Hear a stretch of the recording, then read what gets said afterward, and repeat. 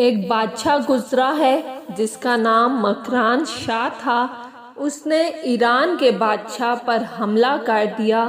مکران شاہ اس زمانے میں نوجوان تھے، حسین و جمیل تھے، بڑے خوبصورت تھے اور بادشاہ بھی تھے۔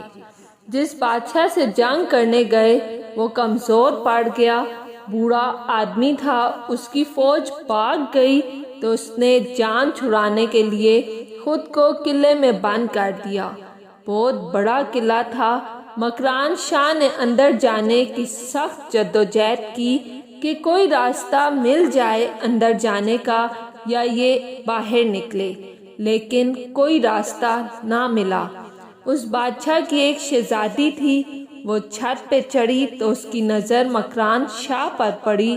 خوبصورت نوجوان اور شہزادہ بھی تھا تو وہ شہزادی اس کی طرف مائل ہو گئی۔ اس نے مکران شاہ کو پیغام لکھ کے بھیجا، کہنے لگی اگر تو میرے ساتھ شادی کا وعدہ کرے تو میں تجھے اندر آنے کا خفیہ راستہ بتا دوں گی۔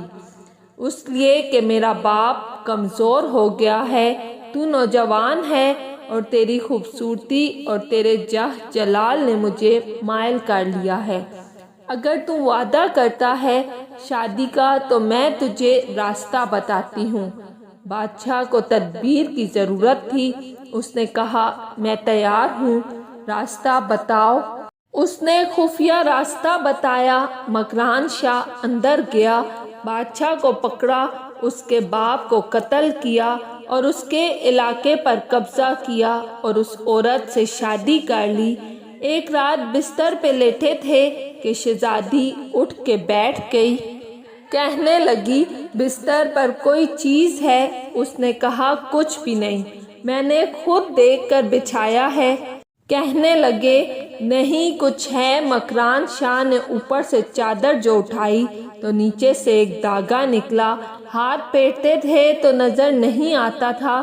کہنے لگا تو اتنی نازک مزاج ہے، ایک دھاگا نہیں برداشت ہوا؟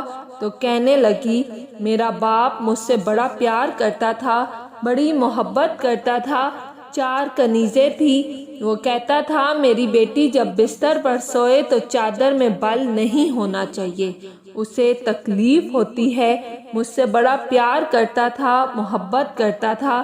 کنیزیں میرے بستر کو بڑا کھینچ کھینچ کے بچھایا کرتی تھی۔ اس لیے تو جب میرا باپ کمزور ہوا تو میں نے کہا میں بغیر دولت اور ثروت اور حکومت کے رہ نہیں سکتی، تبھی تو میں تیرے پاس آ گئی۔ بادشاہ نے کہا اٹھو میرے بستر سے باہر آ جا۔ جب باہر اس کو لایا تو غلام سے کہنے لگا اس کے بال گھوڑے کے ساتھ باندھ لو اور اس کو کھینچو، اتنا کھینچو کہ سارے شہر میں گھماؤ، اور جب مر جائے تو مجھے خبر دینا۔ شہزادی پلٹ کے کہنے لگی میری غلطی کیا ہے؟ کہنے لگا مجھے تو آج سمجھ آئی ہے، تو عزت ڈھونڈنے نکلی ہے۔